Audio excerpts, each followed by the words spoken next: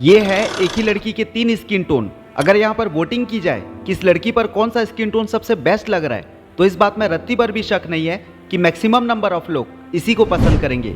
तो यहाँ पर इसका सीधा सा मतलब ये निकलता है कि फेयर स्किन टोन अच्छा है एंड डार्क स्किन टोन बुरा है। There's something deeply unfair about this obsession with fairness. Skin bleaching or skin whitening is a multi-billion-dollar industry in India. 70% of women said they want a fair boy. Handsome bun, banda bun. Fair complexion or dark complexion? Fair. Fair skin. Obviously fair. Everybody wants a fair girl. Gorgeous! You are dark, and dark is not lovely. Fair skin tone अच्छा है, सबको अच्छा लगता है और मुझे भी अच्छा लगता है, लेकिन सवाल यहाँ पर यह आता है कि डार्क स्किन टोन बुरा क्यों है। इवन हर दूसरे या तीसरे लड़के का फेवरेट कलर ब्लैक होता है, लेकिन जब बात लड़की की आती है तो उसे वो गोरी क्यों चाहिए।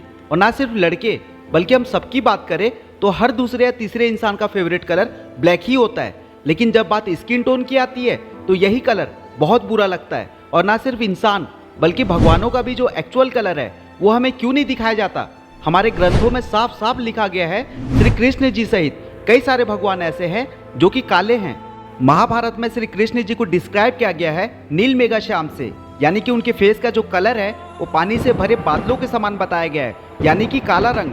लेकिन फिर भी ज़्यादातर हम देखते हैं कि श्री कृष्ण जी की जो मूर्ति होती है वो सफ़ेद होती है या फिर नीले रंग की होती है। और ना सिर्फ श्री कृष्ण जी बल्कि माता लक्ष्मी, माँ दुर्गा, भगवान विष्णु, शिव जी सब सांवले हैं। तो जब भगवान काले हो सकते हैं तो इंसानों को क्या दिक्कत है। इनफैक्ट लोग तो सुसाइड कर रहे हैं अपने डार्क स्किन टोन की वजह से। सन 2014 में एक 29 साल की महिला ने सुसाइड कर लिया क्योंकि उसका जो हस्बैंड था वो उसे दहेज के लिए परेशान कर रहा था, क्योंकि उसका जो रंग था वो काला था। कहने को तो लोग कह देते हैं कि काला या गोरा होने से फर्क नहीं पड़ता, रंग मैटर नहीं करता, लेकिन एक्चुअल में फर्क पड़ता है। और इस बात को सिर्फ वही लोग समझ सकते हैं जिनका एक्चुअल में स्किन टोन डार्क है। कई बार उनके मन में भी ख्याल आता है कि काश मैं भी गोरा होता, मुझे भी लोगों से अटेंशन मिलती, भगवान ने मुझे ऐसा क्यों बनाया, क्यों मुझे कोई पसंद नहीं करता। ऐसे ऐसे थॉट्स लोगों के मन में आते हैं। एंड इस टॉपिक पर मैं पिछले कई दिनों से वीडियो बनाना चाह रहा था, पर परफेक्शन की वजह से मैं वीडियो बना ही नहीं पा रहा था। लेकिन फाइनली अब वो मोमेंट आ चुका है जो इस टॉपिक पर बात की जाए और इस सोसाइटी में एक छोटा सा चेंजेस लाया जाए। और मैं आशा करता हूँ कि ये वीडियो सोसाइटी में एक छोटा सा चेंजेस जरूर लेकर के आएगा। सो बने रहो मेरे साथ, बात करते हैं इस सीरियस इशू के बारे में।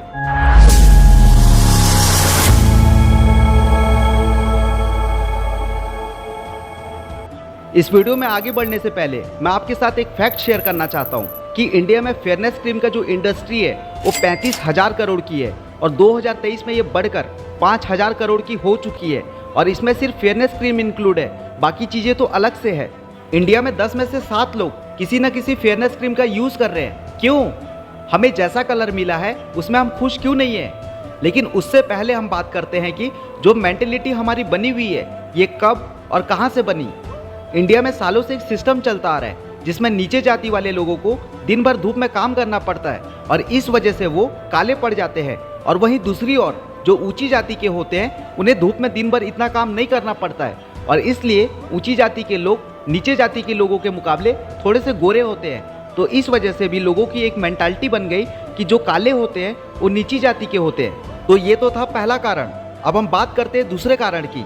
हमारे ऊपर सालों से मुगलों और अंग्रेजों ने राज किया जो कि गोरे होते हैं और इन्होंने इस मानसिकता को बढ़ावा दिया कि गोरे लोग जो होते हैं वो सुपीरियर होते हैं काले लोगों के अकॉर्डिंग। और अंग्रेज लोग सिर्फ उन्हीं लोगों को नौकरी पर रखते थे जो ऊंची जात के और गोरे होते थे। तो तब से इसका हमारी मेंटेलिटी पर बहुत ही बुरा असर पड़ा है और ये असर और भी ज़्यादा बढ़ गया जब टीवी पर फेयरनेस की ऐड दिखा करके फेयरनेस को सक्सेस के साथ कंपेयर किया गया, फेयरनेस को ब्यूटी के साथ कंपेयर किया गया। कुछ फेयरनेस क्रीम वालों ने इतना घटिया लेवल की ऐड बनाया है ना, मतलब उनको शर्म आनी चाहिए खुद पर इस तरह की ऐड बनाने के लिए। पहले मैं आपको ये ऐड प्ले करके दिखा देता हूँ, उसके बाद हम बात करते हैं। Brilliant. तुम मेन डांसर और तुम साइड से पढ़ना। इतना टैलेंट होकर भी पर्दे के पीछे जिया। हमारा सा चेहरा जो है ये लो, स्पेशल 30 दिन वाली ट्यूब है, रोज लगाओ फिर देखो चांद वहाँ या यहाँ। फेयर एंड लवली की नई 30 दिन वाली ट्यूब, रोज लगाओ और 30 दिन में पाओ चांद सा निखार। उजला उजला रूप है तेरा, चांद भी शर्मा जाए। Thank you. इस ऐड में उस लड़की को डांस से हटा दिया गया, इसलिए नहीं कि वो अच्छा डांस नहीं कर रही थी, बल्कि इसलिए क्योंकि वो काली थी। फिर वो एक क्रीम लगाती है और गोरी हो जाती है। और जब फिर शो शुरू होता है तो इतनी सारी लड़कियां डांस कर रही होती है, वहाँ पर बैठी हुई सारी ऑडियंस उन डांस करती हुई लड़कियों को छोड़कर उस एक लड़की को देखते हैं, क्योंकि वो अब गोरी हो चुकी है।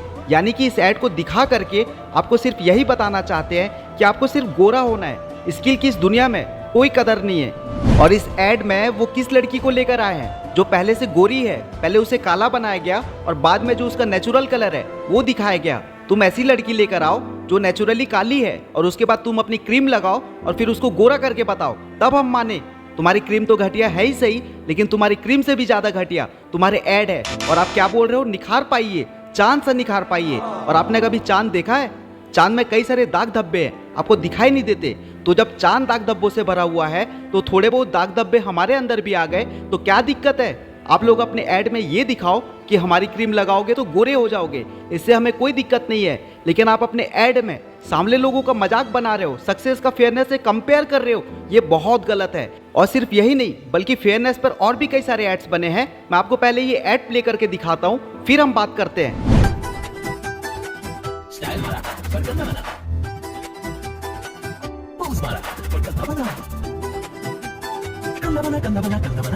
सिर्फ पोज मारोगे तो कंधा बनकर रह जाओगे। हैंडसम बन, बंदा बन। मेरा फेयर हैंडसम, सिर्फ कंधा नहीं। वाह,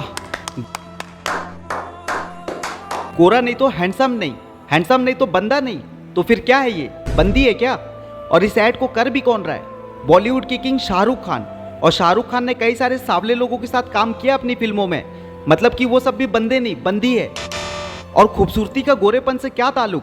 गोरेपन का ना तो कोई खूबसूरती से कोई ताल्लुक है और ना ही गोरेपन का सक्सेस से कोई ताल्लुक है। ये सिर्फ ऐड वाले मेंटलिटी को चेंज करना चाहते हैं। सैकड़ों साल पहले मुगलों और अंग्रेजों ने हमारी मेंटलिटी बना दी है, इस मेंटलिटी को चेंज करने का वक्त अब आ चुका है।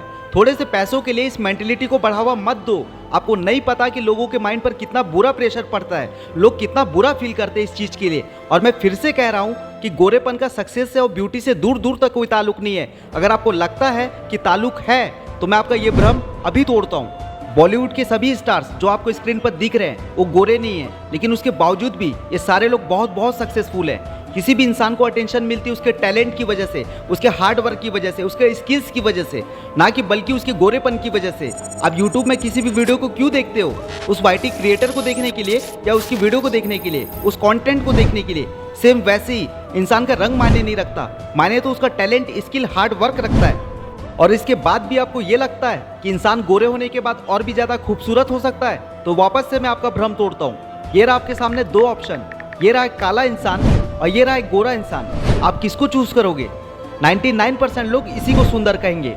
अब मैं आपसे सवाल करता हूँ, आप इन दोनों को देखिए, इन दोनों में कौन ज़्यादा खूबसूरत है? आप खुद देखो।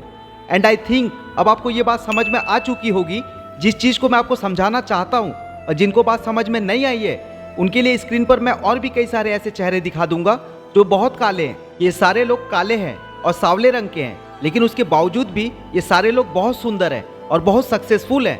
और ये सारी लड़कियां जो आपको स्क्रीन पर दिख रही है, ये सारी लड़कियां मिस वर्ल्ड है और ये सारी लड़कियां काली है। तो इस एग्जाम्पल से यहाँ पर साफ साफ जाहिर होता है कि सक्सेस का और खूबसूरती का गोरेपन से दूर दूर तक कोई ताल्लुक नहीं है। और यहाँ पर बॉलीवुड के लिए भी बहुत बड़ा मैसेज है। इंडिया में लोग बॉलीवुड से बहुत ज़्यादा प्रभावित होते हैं, लेकिन हम कुछ साल पहले की फिल्म देखेंगे तो उसमें जो एक्टर एंड एक्ट्रेस होते हैं वो अधिकतर हमेशा गोरे रंग के ही होते हैं। और जो गोरे रंग के नहीं थे वो भी किसी न किसी फेशियल ट्रीटमेंट के थ्रू गोरे हो चुके हैं। और बॉलीवुड में कई सारे सॉन्ग ऐसे हैं जो कि फेयरनेस को और गोरेपन को बहुत ही बढ़ावा देते हैं। आप खुद सुनिए।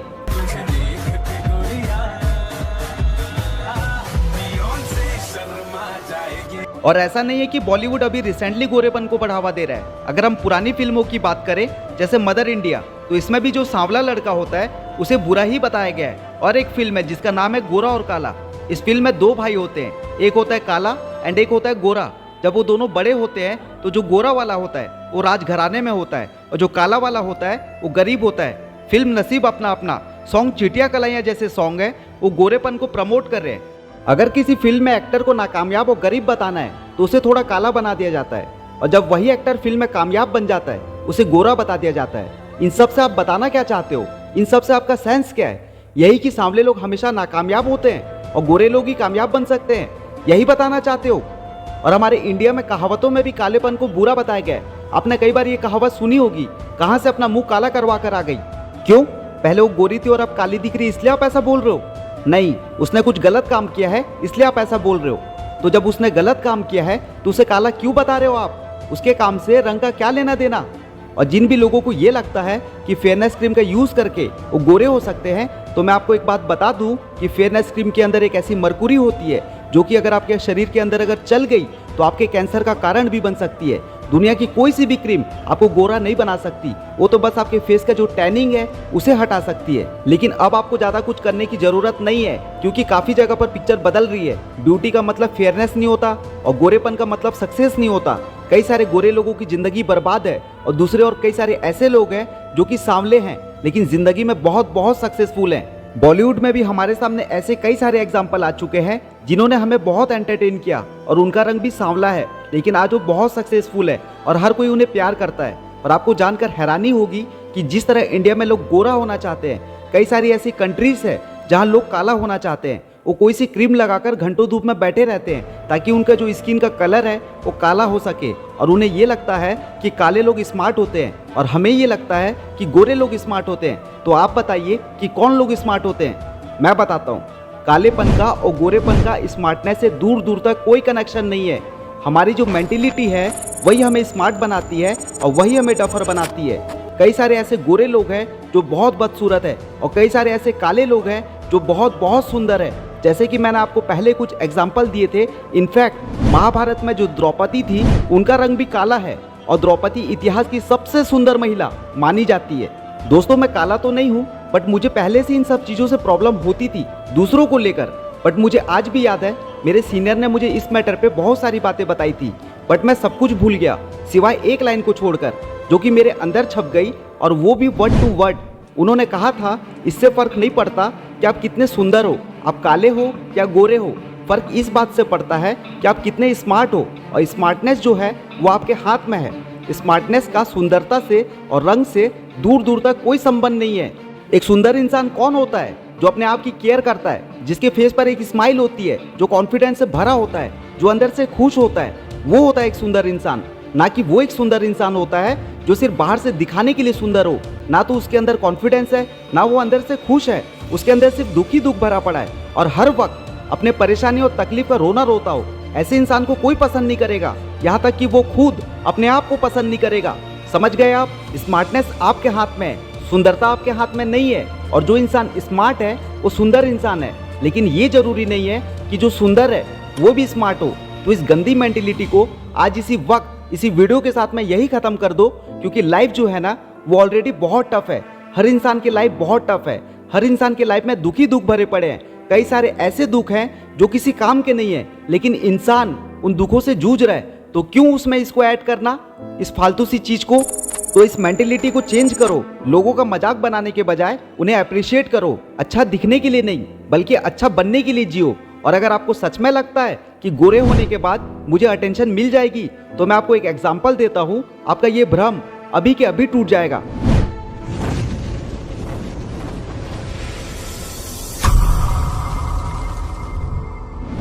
आप इमेजिन करो कि आप एक सड़क पर खड़े हो, आप दुनिया के सबसे हैंडसम इंसान हो और बहुत गोरे हो, और आप एक सड़क के बीच में जाकर खड़े हो गए।